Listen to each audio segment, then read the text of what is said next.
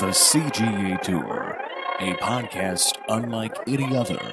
Now your host, Calvin Alexander. Welcome back to the latest episode of the CGA Tour podcast.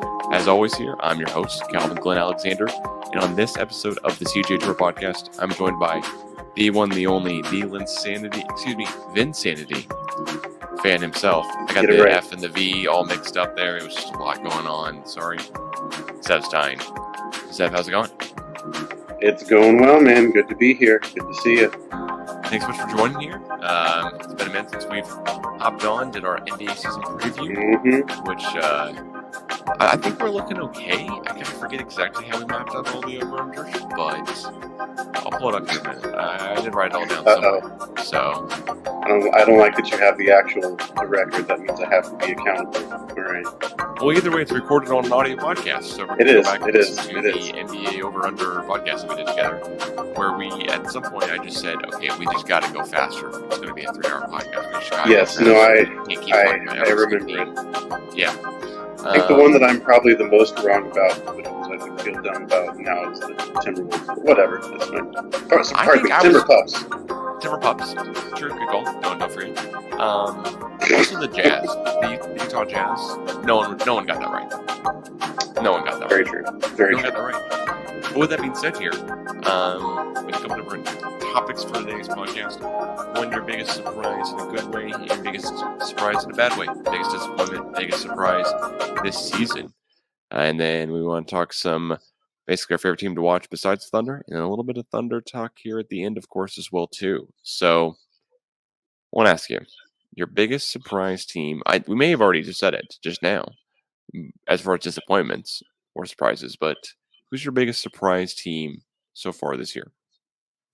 I'm going to go with good surprise first, because I'm like the good news and the good news, bad news scenario guy.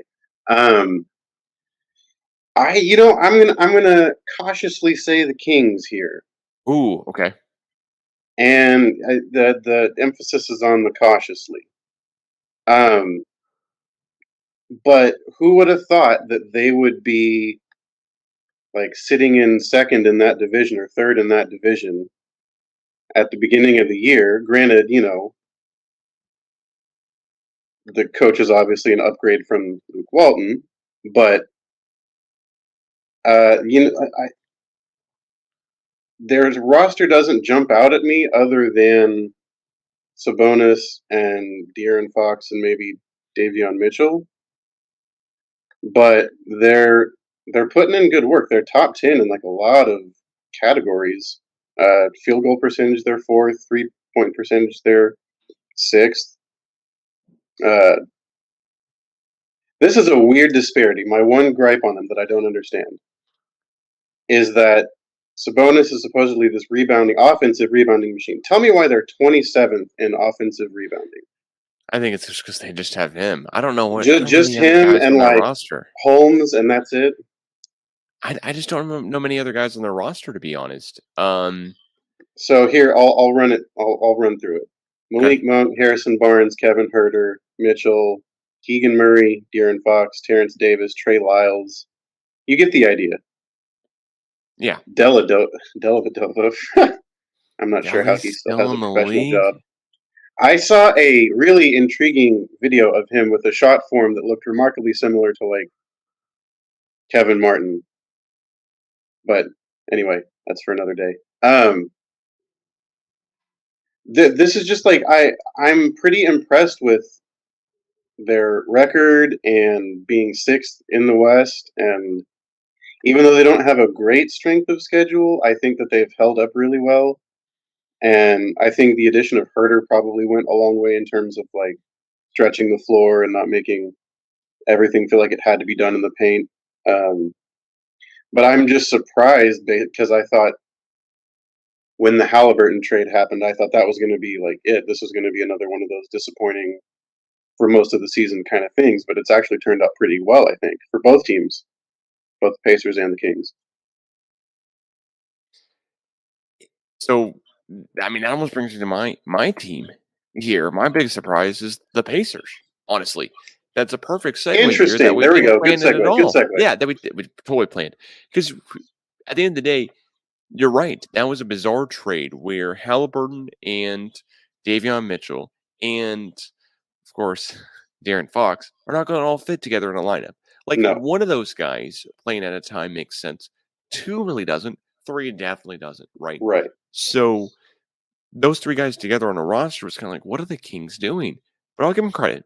Because you know who was drafted after? You know who was drafted before, Tyrese Halliburton? Who? Jalen Smith, who I'm not sure if you remember much about him, Ah. but in the Big 3 OKC podcast we used to do with Joel and Walter, that was like the year he got drafted, that was my dark horse for MVP. I'm all about making fun of myself because clearly that was Oh, a no. horrible pick because he fell out of when you Google Pacers and you put news into Google, Pacers Jalen Smith falls out of rotation as of yesterday. So clearly not my best take here. I thought he would fit perfectly with the Suns and Chris Paul would give him the ball alive and perfect passes, etc. Mm-hmm. Regardless here, that Tyrese Halliburton trade has worked out insanely well for the Pacers. Not only were they able to open up this floor a little bit more, I believe they got a pick back, if I remember correctly, but maybe not. Either way, Tyrese Halliburton now it's his team. It's his team, Rick Carlisle and him. They're just shooting it as much as they can. They're having fun. I'd say hanging out, but not really because they're actually winning games. I mean, when you look at It's funny to watch Carlisle actually enjoy coaching again. That's true. He doesn't look because towards the end of that Mavericks run, you could tell he was just like a little bit peeved a majority of the time. It really is the Luka Doncic show down in Dallas. It is. And as much fun as that may be to watch, I cannot think that'd be fun to coach, especially when it's like that from the get-go. And I think it's a lot of fun in retrospect to watch this Kings team that, okay, they've lost one. But when I'm looking at their record here, they got 17 wins, which is 1 game back from the 6th seed, tied for the 7th seed with the Hawks in the amount of wins. And then the Heat and the Pacers have the same record. What's awesome, though, is that Halliburton seems to be coming into his own. He scored 43 He's the league leader in assists the other night. I love that, yeah. And he scored 43 against the Heat on the 23rd of this month, December. Huh. So, I mean, yes, is he basically their offense? Sure. You know what? He and Turner. Buddy Hield is putting up 35 minutes, 21 points. Benedict Mathurin is having some games here where he's putting up some stats as well too. But I mean, for whatever reason, this really seems like, okay, this is a team where you can put whoever in it, and Rick Carlisle will figure it out. He'll figure out how the rest of the team fits together with the Pacers, right? Mm-hmm. I mean, there's a lot of guys having fun. You're talking about players that are on the Kings, right? T.J. McConnell, Chris Duarte, Jalen Smith, O'Shea Brissett, who I'm not sure who even that is, but Andrew Nembhard, Benedict Mathurin, Miles Turner, Tyrese Halliburton, Buddy Hield. That's a solid team right there, right? And I like watching the Pacers play. That's kind of one of the fun things to me about the NBA is that you can just turn in on League Pass almost any given night and find a decent game to watch. At least half decent, right? Right. I mean, there's a bunch of other guys on this team here who are like Aaron Nesmith, like, okay, sure. You know, Daniel Tice, like, all right, sure. Like, serviceable players. James Johnson is on this team. But at the end of the day, that's an old school veteran right there. Yeah, he's been there for a minute, or he's been in the league for a minute, I should say. But got a tattoo sleeve for every single team he's been on. Sorry, he's got 30 arms, I guess. I mean, at this point, he has James Johnson has a black belt. He's undefeated in MMA. Trivia question: Have James Johnson or Jeff Green been on more teams? Jeff Green. Okay. Do you know the answer? No, I'm just asking. Oh, okay. Man, I would bet it was Jeff Green. Anyway, continue what you were saying. No, but but basically, like the Pacers are a ton of fun to watch. I thought they would be down here with the 8-win Pistons, to be honest. Nothing against. Really, the Pistons are doing it. I mean, let's look at I mean, I can go over the roster again, right? Like, You don't need to. I heard it. but this roster is not like the Kings roster. The Kings roster is built where they basically have to either tank or do good, but their roster is too good for them to tank, the Kings. Hmm. And it's too bad for them to be elite. But somehow they're achieving that upper potential of it. They're playing such good defense, they're achieving the upper potential. I'd Sure, say the and we can get into Pacers. this later, but I Oh yeah, think that success is also dependent upon some teams that were supposed to do well not doing well. And so the usual suspects who we might think would be in there are not. right, right. And I think the Pacers here, their big thing is that they have an upper limit and a lower limit. The lower limit, I think, was Rick Carlisle just letting the bottom fall out early on and letting them be In the basically the Wembanyama Pistons here. sweepstakes. Exactly. Yeah. And letting them be kind of one of these teams that just doesn't do much. Their upper limit, I think, is what they're doing now. I don't see a way the Pistons, I don't see a way the Pacers can do a lot better than they are, though, right? It just, every single thing that I look about the Pacers here when I'm looking at like leaders and teams and all type of stuff, etc. The Pacers are not leading a bunch of things except for Halliburton leading the league in assists. And so, the more I look at it, it's like, man, could they really do something that'd be just crazy and make the playoffs? Like, Hmm.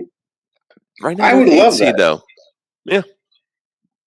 for both Indiana and Sacramento, two teams who have not been relevant, especially Sacramento, in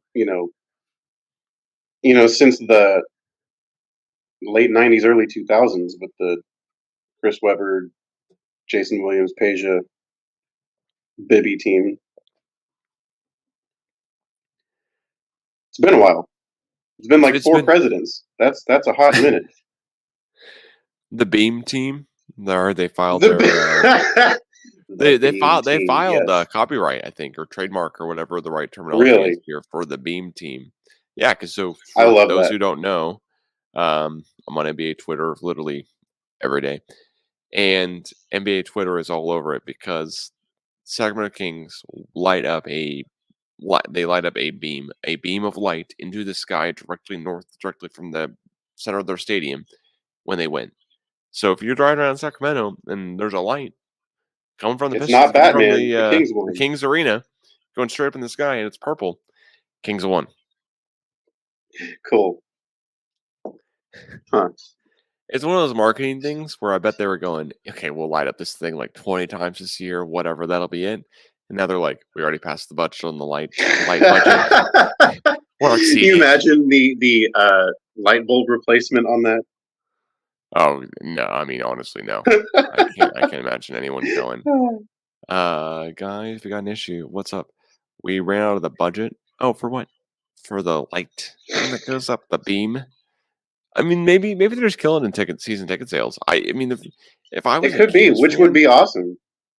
yeah, if I'm a Kings fan, I'm I'm for sure going in and buying season tickets this year.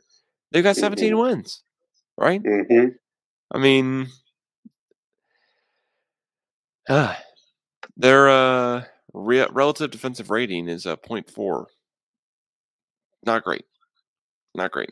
The Kings, yeah, Relative to the league, yeah, relative to the league, they're a little bit better than average.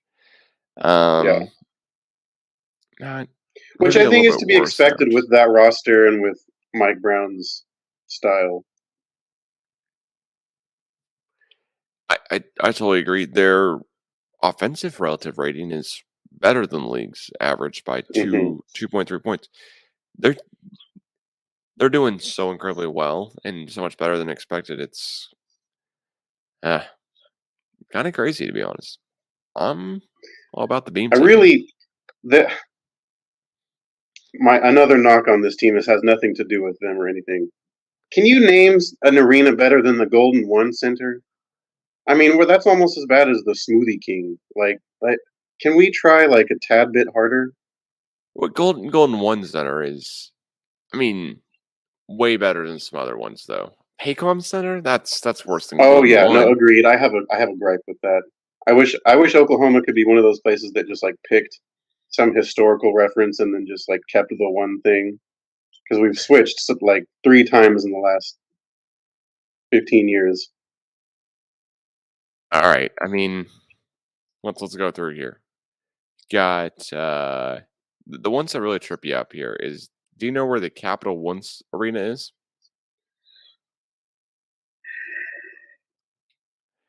Is it See, the Wizards? yep, yep, yep. Because Capital, that was my clue there. That was a good Okay. clue. That was good. That one makes a little more sense than like the Scotiabank Arena, which is where the Raptors play. Like Yeah, that's I mean, Spectrum Center is where the Hornets play. Like, yeah. I kind of took for granted, even though I know they're like corporate, that it was just cool to say someone was playing at Staples Center. Like I miss being able mm, to have said that, or like Oracle, or like something like that. Madison Square Garden's like the only one, or I guess TD Garden's been TD Garden for a long time. that's true, but I think the fewer syllables, the better, and Madison Square Garden is the exception. Yes. So State Farm Arena, where the Hawks play, pass. Eh. Um, United Center, where the Bulls play, Yeah. not bad. Not bad, Yeah. not bad, not bad. That does bring me to one of the teams that I want to talk about that's not been doing the greatest, which is the Bulls. The Oh, Bulls are we my share that. disappointment. Cool. Cool. I'm All glad. right, I can Yeah. I can find another one here too because No, no, no, there's no. many You go disappointing ahead, teams. because I'm sure. No, no, no. We'll, No, we'll have different things to say. It's okay. it's just like Lonzo, the Lonzo Ball deal here with the Bulls. Like he can't walk without feeling pain. That sucks. I really liked watching Lonzo play Yeah, basketball. I feel bad for Did him. not really love watching the whole like Ball family on TV and their sitcom thing. No, But I no. can I can Oh tune my. that out enough. I just like to watching Lonzo Ball play, and now they're over here with this group of players, and I mean you've got Vucevic, who would be great as a third guy on his team, but not a second guy. You've you just got a lot of miscast guys here, I think, on this team too. Right? Like Caruso is really Well, is a really good role player, but like I don't know. He can't be a really good role player. Like he's not like a really good starter. Like Caruso is just not a really good starter. He's a really good role no, player. no. I agree with that. But here's my thing. You have DeRozan, Vucevic, and Zach Levine. Those are three dudes that can get 20, 25 points on any given night, right? Yeah. Okay. And you have decent role players. I mean, Dragic is from the crustacean period at this point, but like you got Caruso, you got Kobe White, Derek Jones can jump out the building. They should not be doing this bad. That's what I'm saying. Okay, And that's fair. That's fair. it is frustrating to me because I see Billy Donovan doing exactly what he did in Oklahoma City, which is running the same four damn isolation plays for 30 minutes of the game and hoping that either between that or some minor pick and roll action, they're going to do well. And it hurts me to watch it happen all over again because there could be a lot more motion in the offense happening. Like you have guys that can shoot in the corners at the top. You've got Vucevic who can either pick and roll or pick and pop. DeRozan can get his mid-range bucket anytime. Like what really kills me is how much they suck defensively. Like they're 19th in total defensive rating, right? And with the personnel they have, they shouldn't be that bad. Like they don't have scrubs, they're not small. Yeah, they're disappointing They're from just like underwhelming. They just feel like yeah. they're not in it like they should be. And Well, maybe it's the last year mentality that they yeah. can just say, like the Clippers could say for a long time. Well, when we get Kawhi, we'll be good. When we get Paul back, we'll be good. Well, I think that's kind of the issue with Chicago is that everybody's waiting around for the guy to come back so they can be good. But it Who's the it shouldn't guy? have to be like that. Yeah, but who's the guy they're waiting on too, right? Like they have Levine's injured and out of the lineup. DeRozan's, I mean, and Vucevic are all have like you know times where they're in and out of the lineup. But I mean that they're just not. Their field goal percentage is just 48.9%. 3-point Which percentage is again, it should 37. not be, because they have so many people that are good at driving, good at finishing. Oh, I'm sorry. Get more like cuts to the rim while Levine is driving. I don't know, something, anything. And I'm sorry, that was just against the Rockets yesterday. So those stats, I'm sorry, Oh, I thought that was oh, season stats I here that was given out. But I should have let you finish. That's on me too. no, you're good. It's I don't even necessarily care if the Bulls are like that good. They're not a team that I watch religiously. They're not a team that I care about. They don't have like one player where I'm like, oh, can't wait to watch, DeRozan put up a bunch of mid-range shots. Like that's just not like when Levine has a breakaway dunk, I'm like, oh, that's kind of must see TV. But besides that, it's like, whatever. What I'm more weirded out by from the Bulls is, like as you said, they have the players, they have the guys, they just can't put it all in gear or something. I mean, it's like, hey, y- Well, here you got I'll you put got it the like three this: guys. when I watch NBA games, basketball in general, but especially NBA games, the one of the most fun things for me to watch is the bench, because it's the barometer of how the chemistry is, for how everybody's feeling and all of that. When I watch a Bulls game, unless something amazing happens, they're not up all the time. They don't have like that bench swag that like the Grizzlies or Celtics or 76ers or like other, everybody's getting up all the time on some teams. I just feel like that's not happening with the Bulls. It's like they're not having fun when I feel like they could be. Yeah, they they I honestly are miss one I of miss the days of the yeah. Chicago Bulls bench of like Joakim Noah getting like way too hype at every single little thing and like yelling at LeBron while he's on the bench, and give me something interesting like that. I'd so much rather watch the Bulls when they were excited for team sports overall, right? Like That team, that arena got more excited for Derrick Rose hitting the three coming off the bench at the end of the game than they have like in 15 games. And that's not okay. Like, yeah, I get his importance, sure, but they got more hype for the opposing man scoring than they have for a lot of the things that have been going on in their own stadium. which really just overall sucks to say, right? Like we want the Bulls to be a fun team to watch in the NBA. Right. I don't. They're one of like the teams like the Suns. The Suns now that they've been sold right to just somebody else besides Sarver. They'll be Hmm. better. They'll be more fun to watch. You would think Right. more money will go into the team. You think there'll be more people investing, just just money overall, like from sponsorships, etc. And they'll be more fun to watch. The Bulls, I always want to be good because it's like they're just such a relevant team. It's cool seeing Right. like a bunch of just Jordan stuff kind of come back, and it's cool seeing a bunch of Hmm. their highlights. They'd be one of the team where I'm like, oh, you know what, like Chicago, it's a great city. It's a bunch of different stuff going on with their jerseys are very classic jerseys. Oh They yeah. don't Oh have yeah. a bunch of just crazy weird jerseys. They have rivalries with the Pistons, the Heat, and the Knicks, and the Cavs Hmm. to some extent too. So when they're bad, it's just not It's fun to not great. watch. Yeah, and I mean the Levine and DeMar DeRozan duo has been this is the second year of it, but I gotta say it's just I'm already done. Is that fair? Like, both those Yeah. No. guys Totally occupy, fair. like, a What? lot of the same areas of the court too.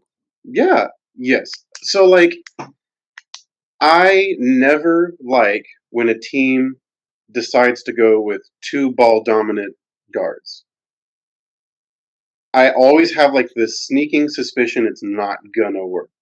You have to have the one that's ball dominant and the one that is okay with being more of a like screener or like off the ball kind of person.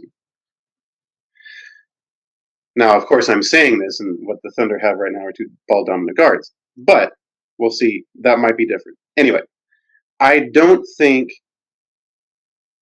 it is ever going to work when you have two guards in the starting lineup, or two, not guards, two players in the starting lineup who have to dribble for at least 8 seconds for a play to develop.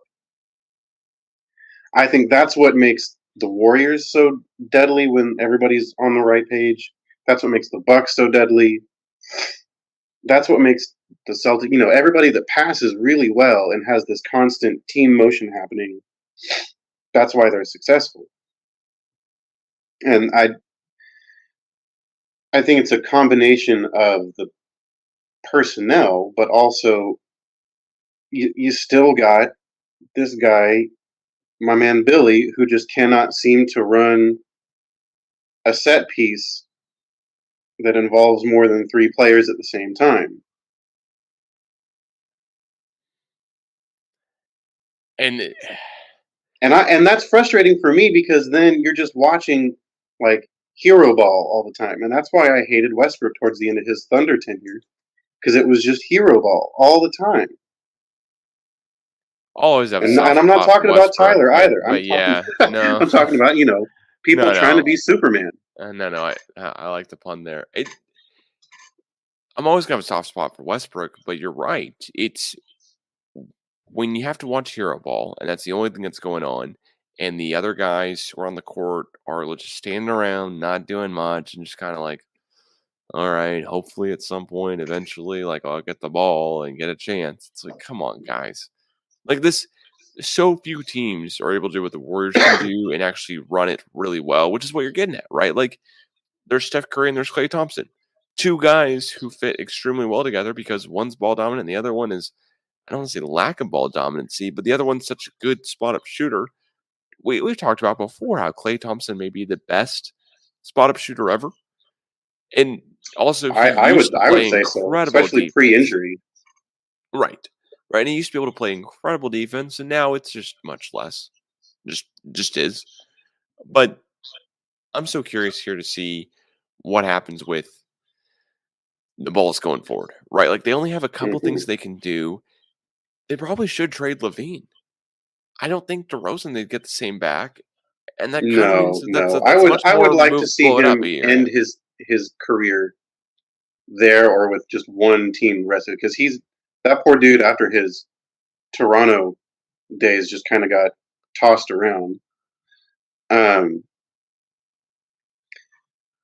yeah, I would say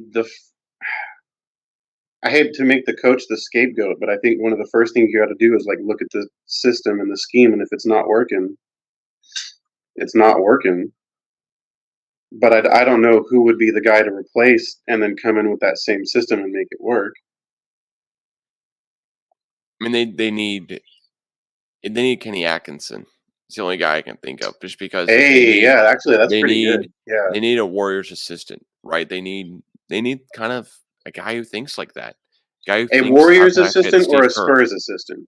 Yeah, either way. Like if they had gotten Will Hardy instead of the Jazz, I think that could have worked. Uh-huh. Now Will Hardy's done way better with the Jazz than I think either you or I thought, and I threw him out as one of my surprises that we were wrong on with our NBA over unders, because who would have thought the Jazz would not have been tanking from all the trades they made this offseason? Right, They got rid of right, everyone.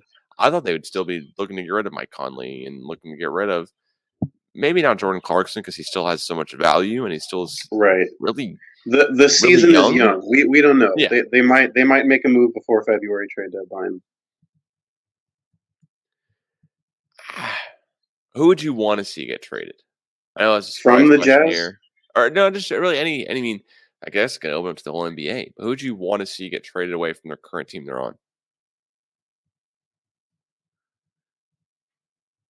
Hmm.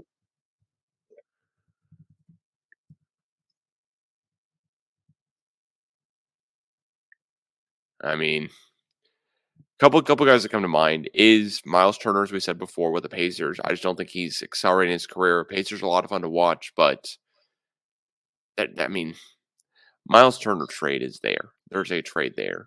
It almost feels like at this point, like you got to trade him at some point just to see what his potential could be. His potential, he's not reaching his potential on the Pacers, I don't think at all.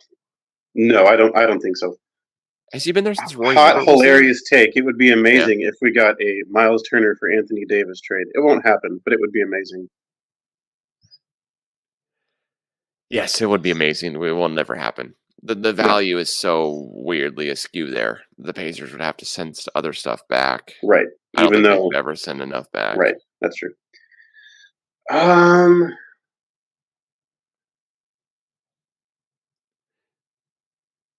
The So other guys honestly, the that person that's coming to my mind right now is either Trae Young, because it's looking like he and DeJounte Murray aren't meshing very well together, or I think I would like to see. Oh gosh, I'm losing the name now. no, you're good. You'll find it. Who else would you put on that list? I mean, I think it's really tough just to say I really want him to get traded, but it's DeAndre Ayton, to be honest. Oh, that's a good one. Yeah, no, that's a good one. The Suns don't really need him, to be honest. They just don't. Like he is a guy on that team. He puts up minutes when he's in there because he's 7 feet tall. But he is just going to be paid a ton of money. Salary cap will increase, so his contract honestly won't look that bad at the end of it because the salary Hmm. cap's going to go up. But right now, as it stands, yeah, DeAndre Ayton, like, we're not talking enough about would you rather have DeAndre Ayton or Jaren Jackson Jr.? And I think the answer is easily Easy, DeAndre Triple Ayton. J every time. Really? He can't stay on the floor, though. Well, that's true. He either That's true. fouls out or gets injured. That's true. That's true. And that's why I would say Aiden. I mean, if you're putting those guys side by side, I think the evaluation there has got Huh. to be Aiden.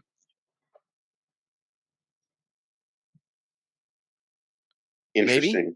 I don't know. So here's Could be fun. a thought. Okay. What if because I'm thinking about a team that would do well with him and thinking about a player that I would want traded out. What would you think about Aiton going to the Heat and the Heat sending away like Tyler Hero and a couple of other people, and then Hero being on that Suns team? I like the idea, but man, Tyler Hero has taken that whole Heat team I used to love watching. And now it's tough. That was my Jimmy Butler runner-up doesn't for surprise bad. Jimmy Butler does not care about the regular season. Right? Right. Which is okay, but you still have to perform. I don't know, to like pretty high standards to prepare yourself to play well in the postseason, right? Like you can't just play like crap and then expect to just turn it on all the time. Yeah, And maybe yeah. that team could claim like injuries as their issue and whatnot, but it just seems like they should be doing a lot better with the roster that they have. I totally agree. I think they should be doing a lot better with the roster they have. Because Just Spoelstra has made a lot out of nothing for a long time. he has just. You're asking me about that trade, Tyler Hero for DeAndre Ayton. I think it's a bad trade for the Suns. I think it's a bad trade probably all around. I don't think the Suns need Okay, Hero. I don't think DeAndre Ayton needs to be next to Bam Adebayo. that's true. That's true. That's kind of a weird fit. The other trades though that I could see happening is like the Hawks. Lakers. Well, the Hawks seeing like Clint Capella and a guy for DeAndre Ayton, right? Like now Mm. they don't really need that either because they have John Collins, I want to say. I Well, don't know about but Aiden Bama. is the guy who can both post up and do the mid-range stuff and spread the floor in that way. And obviously Clint Capella is not going to be your mid-range jumper guy. Yeah. No, he's definitely not. What I also think is odd here is that there's enough guys who I want to see get traded to just anywhere else besides where they're at. Like How good would Jaylen Brown be if he wasn't a Celtic? Would he be really, really good, or would he be better, or would he be just as good as he is now if he wasn't a Celtic? If it was Mm, just his team, like if he could you take know? over. Yeah, if he was in like a Tyrese Haliburton where it was just him or Has whatever. there ever been like a 20 game span where Jason Tatum has missed and it's had to be the Jalen Brown show? Not since Jalen's basically been this good. I mean, this year the Celtics are shooting. I mean, not recently, but this year overall they're shooting incredibly well. Jason Tatum's just so freaking good. I feel like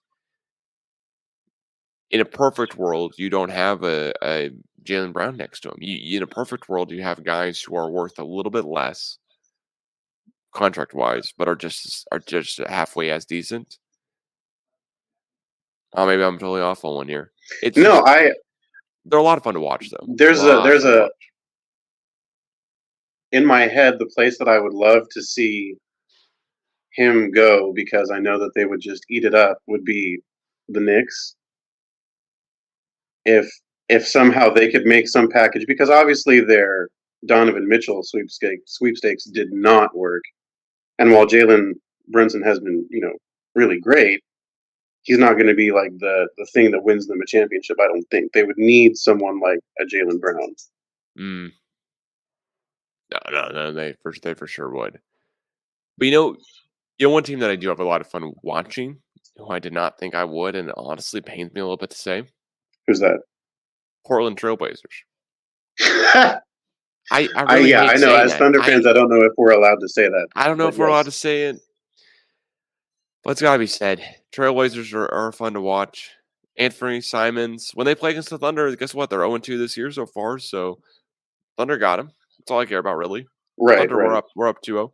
But the Blazers are fun to watch. Jaden Sharp is, gosh, the guy can jump out of the right. And I gym, think and as he really can. It's not one of those overused terms where Jaden Sharp can actually just absolutely. He should be in the dunk contest. If he's not in the dunk contest, I will be annoyed.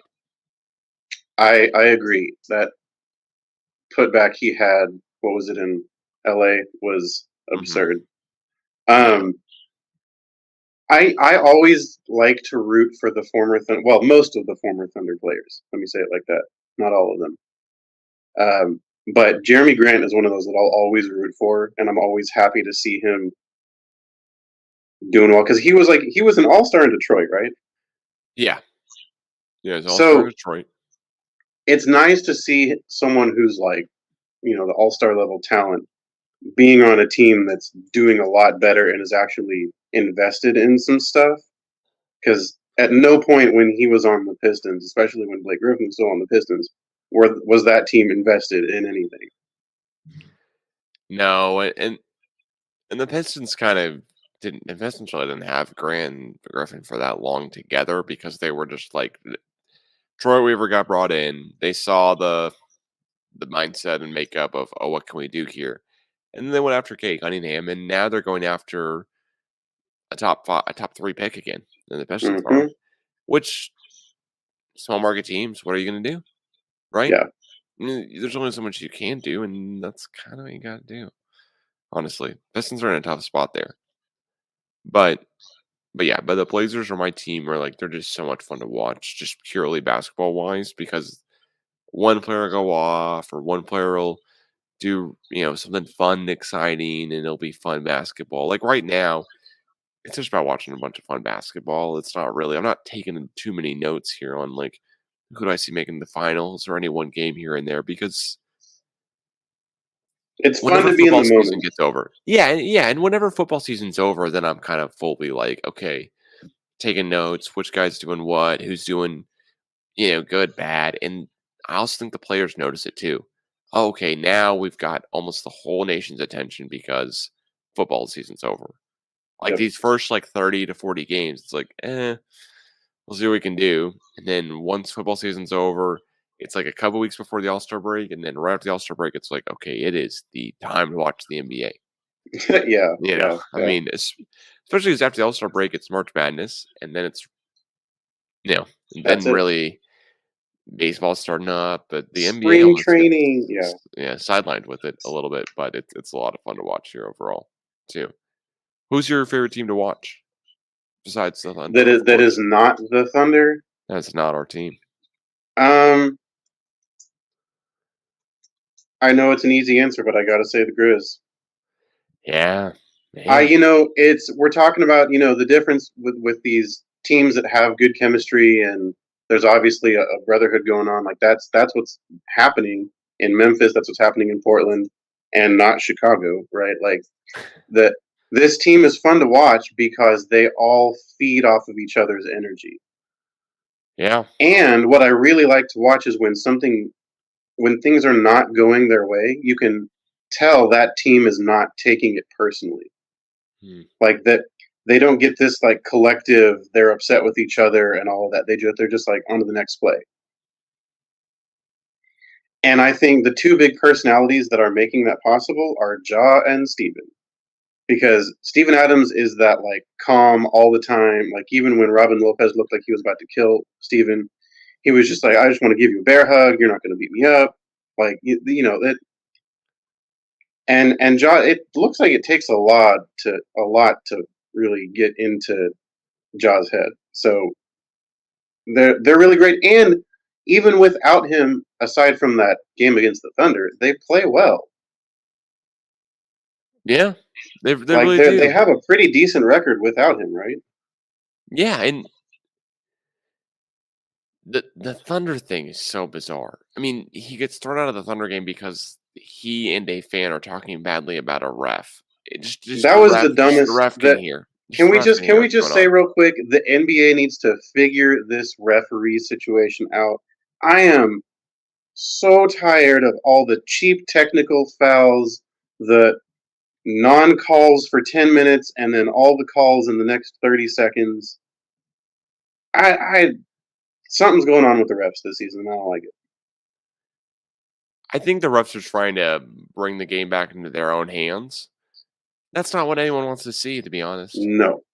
The Steph Curry call the other night, and then the other night's like multiple weeks ago now, because it was against the Mavericks, I want to say, and he had like a traveling violation, and they called it before he threw up a three that if it had gone in, it would have won the game for the Warriors, and the Mavericks would have lost. That was a correct call. That was clearly a travel. I'm fine with that one. It's the calls where it's okay, yes, the guy is definitely traveling, but it's not been called before, and the players are like, what are we doing? Or the over and the back, the really inconsistent over and back thing. Yeah, the really inconsistent lift calls. Every ball dominant person dribbles like that in the NBA. That has been a thing for a long time. It's annoyed me for a long time, but that's just how it is. And it's like, why do you only call it a tenth of the time in what seems like a really inconspicuous time? I mean, it's a great question because I think last year was pretty darn good. The NBA said, you know what, when we get baited into foul calls, when you have the James Harden like triple step back, right, and then jumps forward to take a shot into the defender who's coming down in their own space, that should not be a foul call.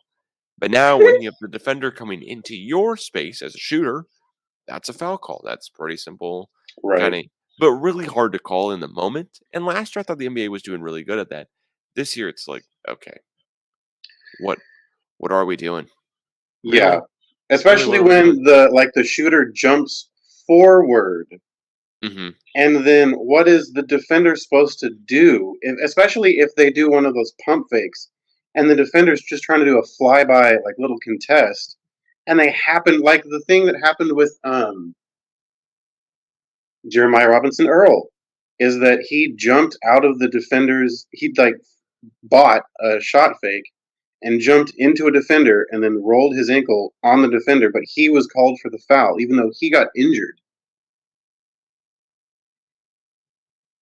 I don't understand that. I don't know what the defender is supposed to do. I'm totally with you. It is bizarre to say the least. You know, I mean, it's when you and I are playing pickup, it's got to be the least fun thing to do ever. Is when a guy in pickup tries to get a foul called. That's like in any pickup game, in any time any guy seeking a foul in a pickup game, you're like, really? right? I If you're just looking I at, just become Adam Sandler from The Longest Yard, and I don't call it unless I'm like in like deep agonizing pain. oh, there's multiple times where I've Like played if our recently. buddy Yeah. Scotty bumps his knee into my lower knee twice in 15 minutes, then I might call a foul. I'm kidding.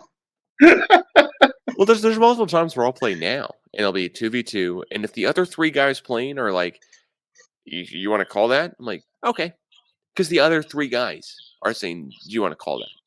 But if the other Mhm. 3 guys are like, "Keep playing," and the other guy who's guarding me is like, "You wanna call it?" I'm like, What? Eh." It's game point, it's a little different, but Yeah, anytime a guy is looking for a foul, that's when it's the most annoying time to watch basketball. yeah, In any level. College, right. clearly And pickup, I, and I and will you can say, see it easily. right, related to my gripe with the refs this season is my gripe with players thinking they can argue every single call, and then they don't, especially on when they're driving to the lane and they're trying to make a layup, they don't get the call, and then they're griping at the ref, and their man, who they're supposed to be guarding now, runs to the end of the floor and scores.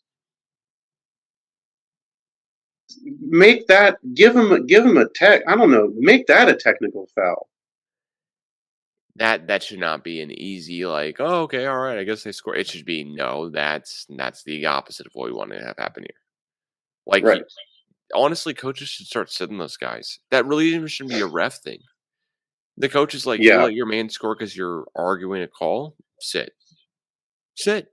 What are we doing?" Yeah. You know, because what happens here is NFL, when a guy has a false start or offsides, They get benched. yeah, for at least a play, Yeah. something happens, you know? Hmm. I'm not saying that's right or that's what should happen or, every single time, but most of the time. I mean, you've got Make there be some consequence for being a diva and arguing and then not getting back and doing your job, especially if it's like in a crunch time situation.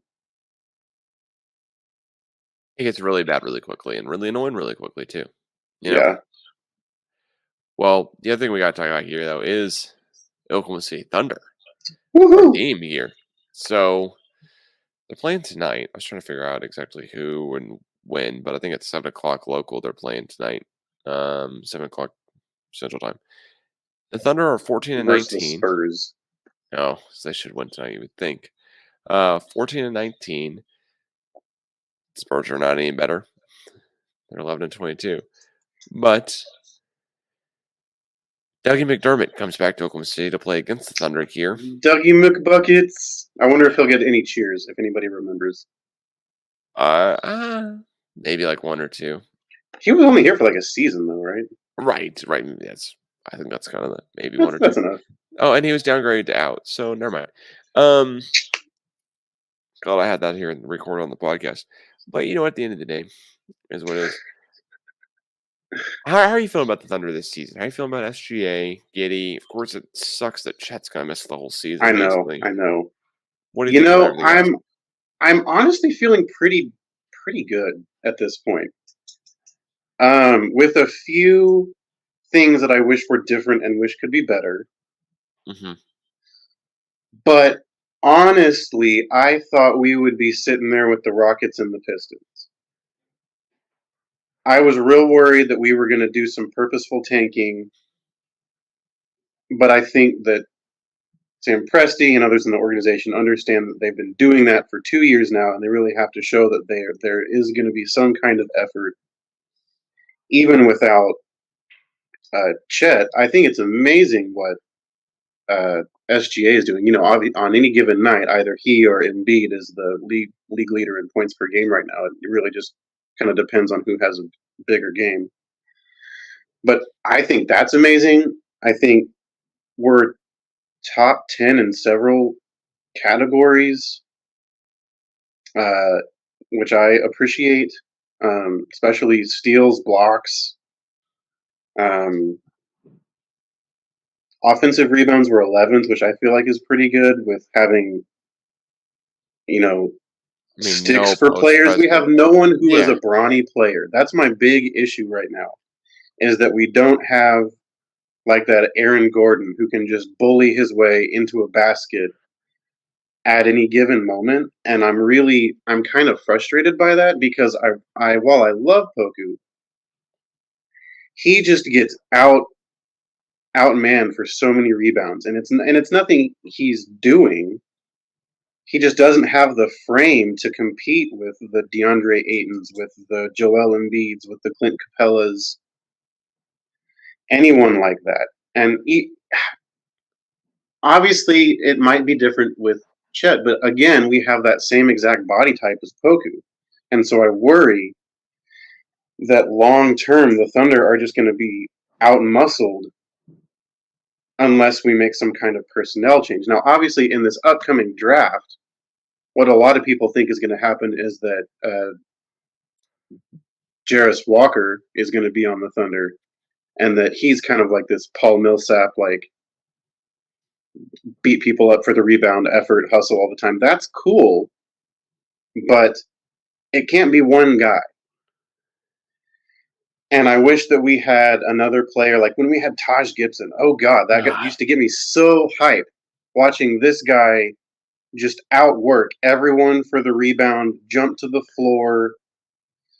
I miss that. I miss Steven. I miss these like guys who could just set the toughest screen possible and then get the offensive rebound, put back dunk. I don't know. We just don't have that person right now, and it makes it kind of hard for me sometimes because it seems like we're really good with team basketball. We have a lot of good mechanics, good system, but when we start facing teams like Cleveland or any team like Philadelphia that's got good center power forwards, we're just toast. Yeah, when you're talking about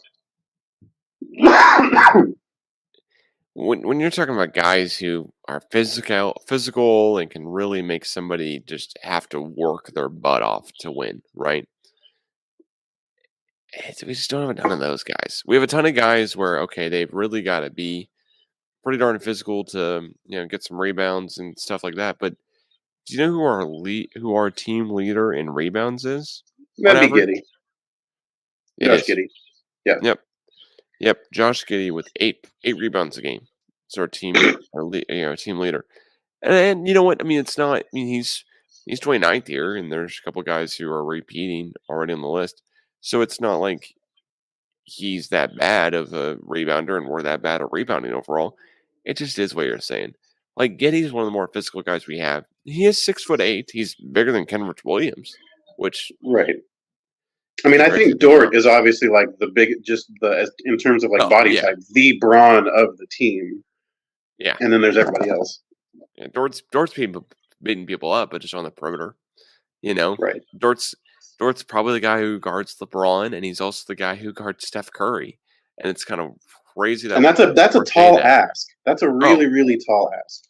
I'm shocked we have a guy who does that well for us. I would really like it if we could go out and get someone like. Because I think when Chet comes back, Poku's going to go back to becoming off the bench, right? For sure.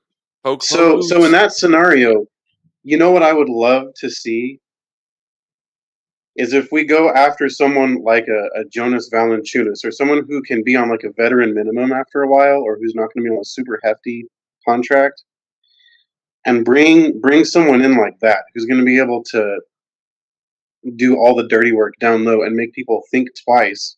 Because while we are 8th in blocks, most of those blocks are coming from guards.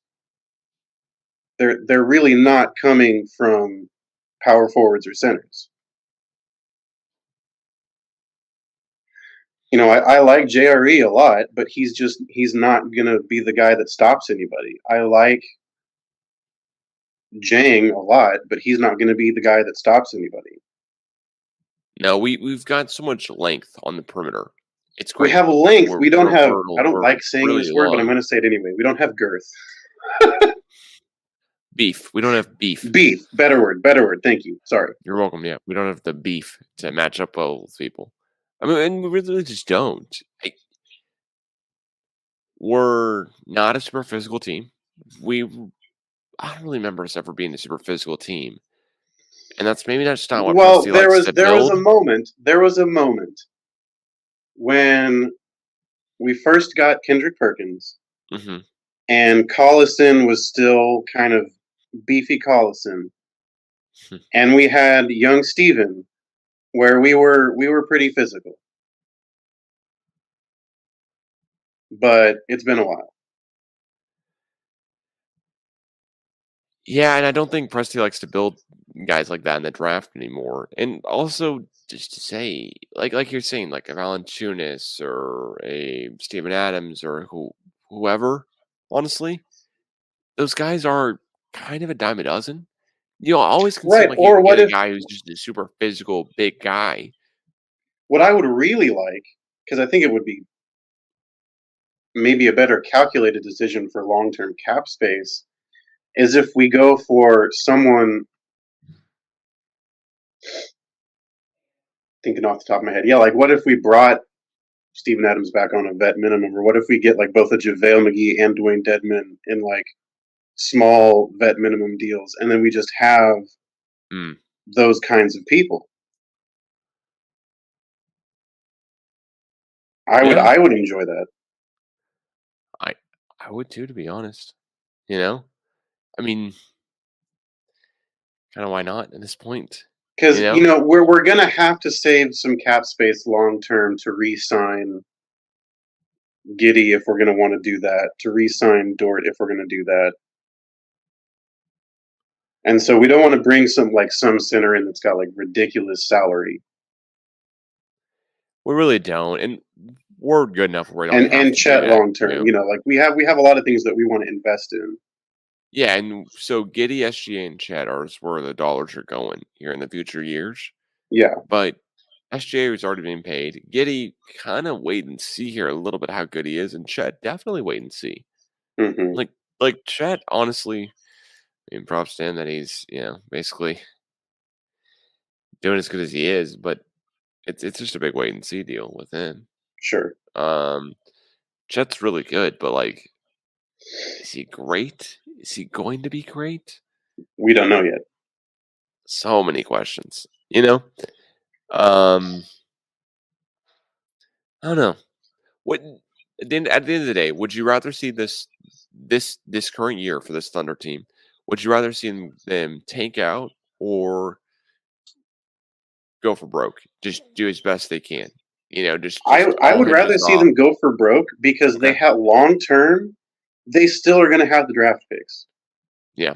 It's gonna be okay if this year we don't end up getting the lottery. Like we have so many because we with trades with other teams, we own the rights to so many future first round draft picks. It's gonna be okay. Like there was the rumor circulating around recently of James Harden wanting to be traded to the Rockets, and I was going in my head, you know what? I'd be No. okay. It was like for one day yesterday, basically, but I was going, not a bad idea, because you know why? We have their draft picks. We have the Rockets draft picks, that Chris Paul, So you Russell want them Wilson to do trade. that? So I'm Okay. like, well, if the Rockets end up having a deal where they have Jalen Green, Kevin Porter Jr., and James Harden, that's not working out real well for them in any way I could No. see it happening. So I'm cool with it. I'm cool Yeah. with it.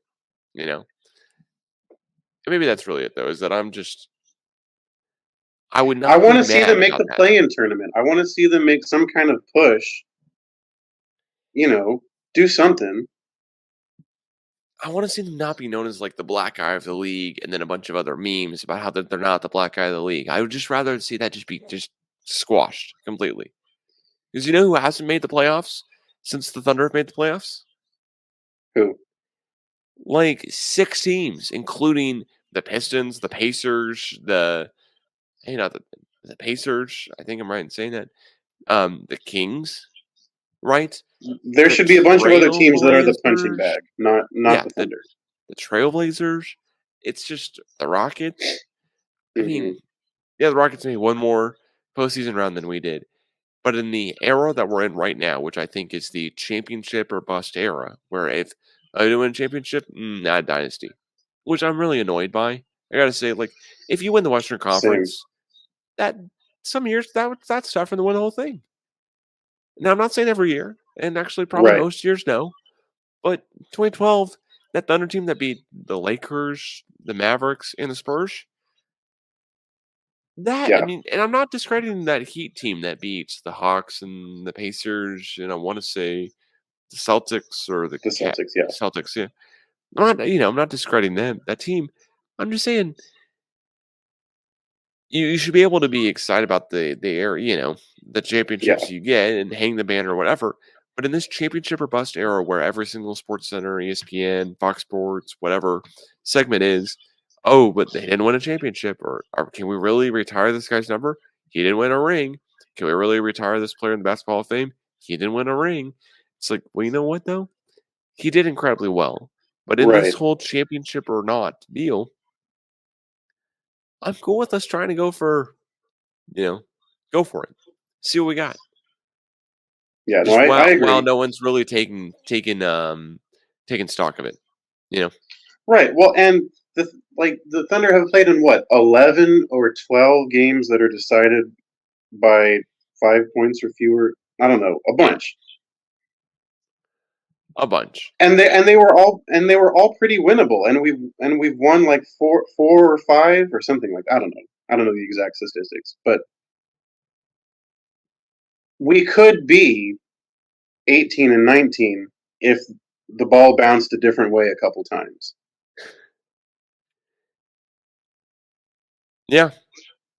And we could be to play devil's advocate, we could be 11 tonight, whatever it is too. Right. Because we have played a lot of close games where we've just, barely gotten out of. What I'm excited to see from the Thunder team this year is how much better Josh Giddey and SGA can play together. That's what I'm looking Yeah, for. and you brought up kind of my other point, my concern.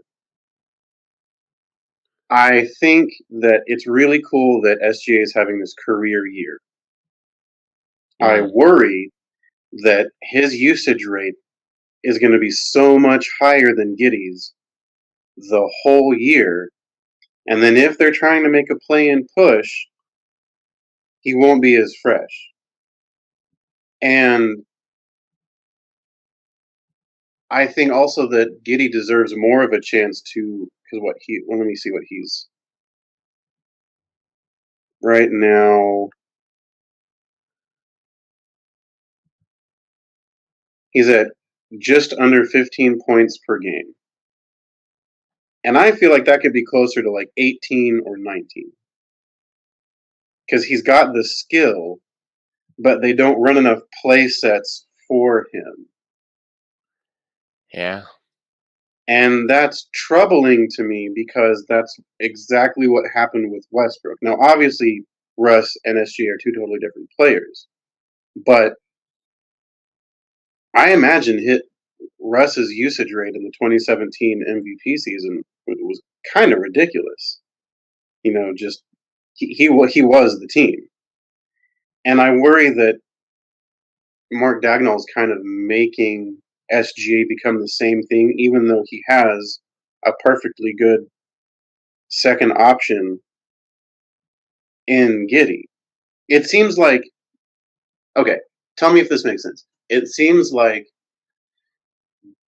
Giddy is better for the faster play sets and for the on the break action. And then Yep. SGA is the guy when you want to slow it down and then run the half court set and milk the clock. Oh yeah. No, I agree. Yeah. And it seems like the the trap that the Thunder coaching staff are getting into is because SG is having success, they want to keep feeding him. But what that's going to do, I shouldn't say this. What I fear it's going to do is that Giddy won't get the touches that he might benefit from getting because it wouldn't just be his points. He's only okay. I say only. He's had a bunch of triple doubles in his young career. He's only averaging 5.5 assists a game. He could easily be up there with Halliburton for the league lead if he was the one calling the shots when the play starts. But it seems like most of the play sets, I don't know, I'll call it 60-65% of the play sets, while SGA is on the floor, are going to be for him. And I don't know how I feel about that long term. It'll be interesting once Chet comes back to see who is better, or not, I shouldn't say who's better, who gets more success on those pick and roll or pick and pops with Chet, Josh, or SGA. Who's going to benefit from that scenario more? What I think Giddey would benefit from, I think all NBA guards would benefit from this. We're in this weird moment where even though the team that just won the championship, the Warriors, have shown that the best way to win is by leading the league in assists, we're in this league where it's all dribble drive moves, right? Yeah. What if Giddey takes a page, even though he's a really good ball handler, what if in these sets where SGA is doing the ball dominant stuff, he takes a page out of Clay or Kyle Korver or JJ Redick's book, and he becomes a really good spot up shooter so that people have to respect that? Quite possible, but I think SGA is so good at finding guys already that diminishes Giddey's value at finding guys. And on the Giddey point of what if Giddey becomes a great spot shooter, I'm not going to put anything past an NBA player having his job be basically get better at the sport of basketball. But I just think Giddey's shot right now, his form is just not great. He's shooting 5% better from the field on more attempts than he was last year. So he's doing better. But I guess that fine line would be what you're saying here is like the respect, because I just don't see Giddey becoming a great 3-point shooter or a decent 3-point shooter. I could see Giddey becoming a respectable 3-point shooter, though, and that's what you're getting at, right? It's just Right. just where guys just can't cheat off them, right? Is that where you're? Because you're right, I think. Then Yeah, because I mean, you'll notice defenders will sag off on purpose. Now, not as much as they did for Andre Robertson. That was hilarious to oh my watch god, that was that horrible. defense for a long time. That was not. That was not funny. That was sad. That was sad. Sorry.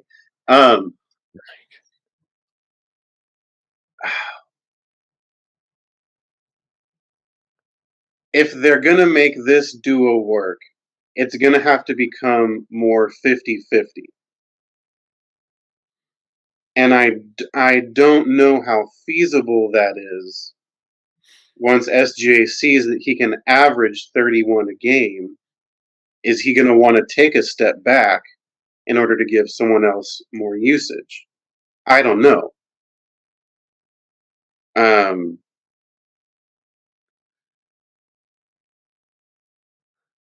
I would also like to see the Thunder kind of go in a Raptors direction where they have not necessarily draft for position, but have a lot of hybrid players that can guard 3 to 4 positions at any given time.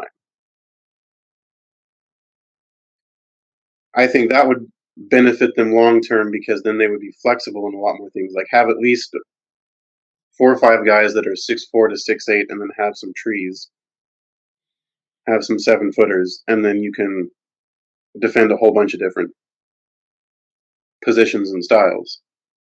Well, I think that's what Ousmane Dieng was kind of the idea of drafting him, trading up with the Knicks, using an extra draft pick we had to get that draft pick.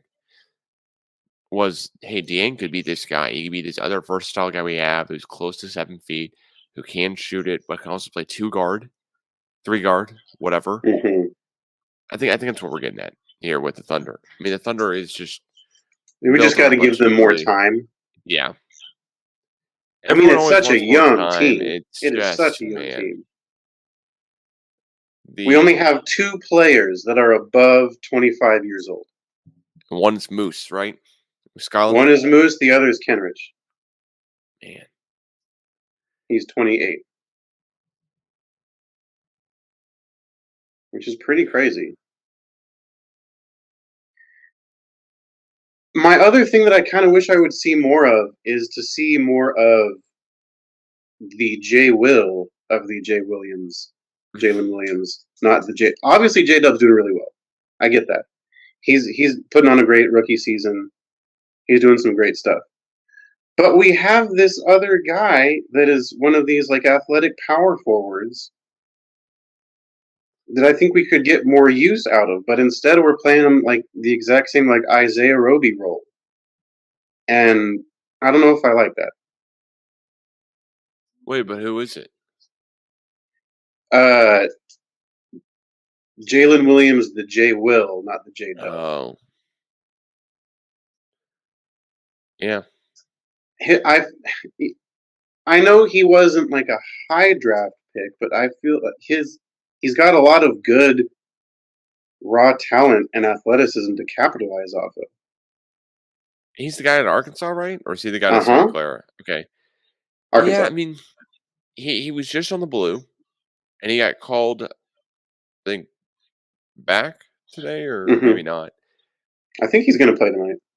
He put up 23 points. I mean, any guy we send down to the G League is instant. Trey Mann put up 75 points over 2 games. Yep. Like, he had a 35 and a 40-point game back to back, and then he came back to the Thunder. It's like, okay, guess he learned whatever he was doing wrong, or I guess he forgot how to shoot again, or whatever the deal is. Yeah. I agree. I think Arkansas Jalen Williams is great, but I don't know. I'm much more in on the, hey, Jalen with the L, Santa Clara, being incredibly good and an undiscovered talent. Because we basically have 3 rookies on the team. Dieng, who's got a wrist injury. I think he has a fracture, kind of a broken bone or whatever, so he's out for a while, for like a month plus. They had Jalen with the Y, who's from Arkansas, who's a second-round draft pick, but a first couple picks in the second round, who's really good. Mm-hmm. And then we have Jalen from Santa Clara, who is, right there, picked with basically Usman Dieng. Santa Clara Jalen Williams, I feel like, could be a mini SGA right now.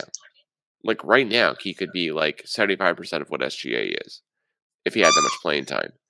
And he started a couple games, Thunder have won a couple of those games, lost a couple of those games. He hasn't had bad stretches. That's why I'm curious to see here that if the Thunder get later on this season, get closer to that kind of like, are they tanking, are they not, what's the deal? Then if we see more Jalen with the L Williams take over and SGA have some type of injury again, hopefully not, because I think his injuries have been real and he's just sat out extra time.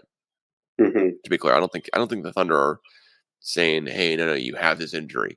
I don't think any NBA team's doing it. I'm just thinking, and every NBA team's going, "Hey, you're injured. Why don't you just take the extra time off? Just take the extra time off to be fully healthy. Why risk it? Why risk anything here?" And that's helps you tank. So in that scenario, I mean, I think we could have the best G League team in the league if we had a bunch of our. If we had the guys who should be playing G League minutes, playing the G League.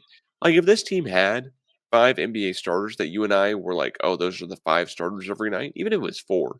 Some teams mess up their lineups, night to night, whatever it is. But if we had, we've got this one group of 4 guys who starts every single night with one guy rotates in, or 5, then I think we could have then the rest of the roster, I think, would be the best G League roster in the league, because it wouldn't be Jalen with an L or Jalen with a Y. It wouldn't be Usman Dieng. It wouldn't be some of these guys who are rookies. It would just Giddey. It would be a dream lineup here right now as it stands is Giddey, SGA, Chet when healthy, and then it's kind of fill in the blanks. That's 3 really, really good guys. Yeah. If they're at their peak potential, I could see them being at. I mean, if you've got Giddey as a true shot creator and playmaker, you've got SGA as your bucket getter, And you've got Chet as your defensive guy who also can do dribble handoffs. We're talking about a team that is at least a play-in team. At least. And has so much better potential for being a 5-6 seed. Yeah. I mean, I think that team that I just talked about on a random night could be better than the Suns. Not better today, not better tomorrow. On a night could be better than the Suns, especially when the Suns are playing. A night, yeah. Especially when the Suns are playing 38, 39-year-old Chris Paul, however old he is now, and Devin Booker, and Mikal Bridges, and DeAndre Ayton, and whoever plays for them. I mean, honestly, whoever it is, I think that could be. It's hard for me to think that the Thunder team I just said, basically a healthy Chet Holmgren and the current roster, couldn't have put up a fight against the Phoenix Suns this year in the playoffs, just like the New Orleans Pelicans did last year without Zion. I will say, breaking update is that Poku just left the game. No, not Poku. Yeah, I think he collided knees, or I don't know. He landed really awkwardly and he just left the game. Well, before we jinx anything else here on the podcast, any other final thoughts on the Thunder before we wrap this one out? Let's see here. I would like the Thunder in the next 2 or 3 years to not just be a play-in team, but a perennial play-off team again. We have had enough downtime. We're not the Kings. We're not going to be the Clippers before Blake and Dion, all that. I desperately do not want this to become the place where all the great players start and then don't finish. I really don't want that for the Thunder. And so I hope that they can make the personnel changes, the culture changes to keep a lot of the youth on this team and to make this team love playing with each other and better.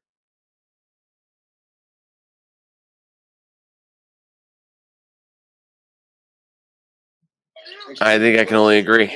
I'm currently watching the NBA playoffs. I mean, it's great. Not the NBA playoffs. I'm currently watching Phoenix, Memphis. It's a free league pass game. But I think I can only agree. It's so much fun to watch Thunder when they're good because, of course, they're my team. Your team, right? All the teams. I think we've been blessed, though, because when we bring up those other franchises who haven't been that great for forever, who are not decent for a while. Like, if you're the Atlanta Hawks, aren't you kind of like, what are we going to do? What are we going to do? We're like the Miami Heat, aren't you kind of like, oh, God, we have Duncan Robinson on contract for forever. He's not as good as we thought he'd be. Like, aren't you? Like, it's fun when you have hope. No one's going to disagree with me there. Absolutely. This Thunder team, a lot of hope. So whenever we put the pedal all the way down and we don't just leave it on cruise control at 70 anymore, and instead we try to pass some people, that's when it's going to get iffy. Well said. Thanks so much. Yeah, no, I really celebrate my analogies and how good they are from time to time. But but when we finally are done being in the slow lane and we want to start passing some people and really whip it around the Brinks truck that is the Lakers and the new shiny Corvette that is the Clippers, we'll see how it works out, right? I should have chosen a car that breaks down more often than the. I want to be a definitely team and not a maybe team. What's the kind of car that breaks down all the time? A Ford. Yeah, it's a little Explorer vibes there, but that car had a lot of miles on it. I don't think that's what we're going for. Land Rover. But Land Rovers aren't that fast and shiny, so I don't know. I was trying to come up with something that's like really like Aston Martin. Yeah, when we tried the Clippers or the Aston Martins, I could come up with all these analogies here. Just give me like 4 days or 30 days. Okay. Either I'll cram it all into 5 minutes, right? For the 4 days is or whatever. But Zev, as always, here. Thank you so much for joining the latest episode of the CGA Tour podcast. Please follow at the CGA Tour on Twitter and Instagram and wherever you listen to podcasts. It's my hand shakes around the camera here. And if you're not already, follow and subscribe to me on YouTube. CGA Tour. It's a podcast. Clearly, I record in different areas of the country because, as you can tell, this isn't a normal setup. But we frequently have Zev on who has some NBA takes, which are always great. So, Zev, thanks for what you did. Thanks, man. This has been great. Catch you guys again soon. Peace. Later.